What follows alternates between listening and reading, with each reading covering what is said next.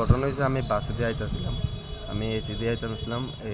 আমি বিশালগড় আমি আগরতলাতে আইছি, মানে তেরে দেখছি ওখানে এসে রেন এই মোবাইলটা আমার মোবাইলটা যে আমি কিতারে তে কইতেছে 300 টাকা বেচলে মোবাইলটা, এবার দিয়ে আমার মোবাইলটা মানে তোমার মোবাইলকে চুরি হয়েছিল?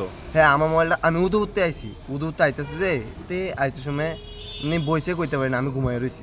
ঘুমানোর লগে লগে এবার তাই আমি উঠছি, একজন মানুষ আমার ফার্স্টে বহনে আমি লগে লগে আমি ভাই মোবাইলটা পাইতেছি না, এবার মোবাইলটা পাইতেছি না।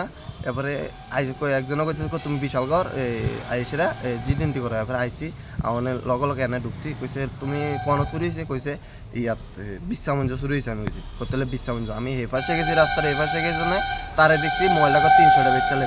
এবার আমি লগ লগ তারা হাতে নাতে ধরছি, ধরে সেরা আমি থানার ভিতরে আনছি। কোন থানা? এই বিশালগড় থানা আইনি সেরা। আমি কইতেছি মোবাইলটা আমার, এরপরে কইতেছে প্রমাণ তাই কইতেছে 300 টাকা কিনে আনছে মোবাইলটা। আমি বলছি আমার মোবাইল তুই 300 টাকা করতে কিনে আনলি? এবারে কইতাছি, এবার তারা জিজ্ঞাসা স্যাররা পাইছো নি তোমার মোবাইল? আমার মোবাইলটা আমি পাইছি, মোবাইলটা এই যে মোবাইলটা আমার। কি নাম এর সুটটার? হ্যাঁ চোরটার নাম কি কি শাহানা কইতারি না, আমি নাম টাম কইতারি না। আমার নাম হলো আব্দুল আলিম। কোন জায়গার বাড়ি তোমার? আমার বাড়ি উদয়পুর পালাটান।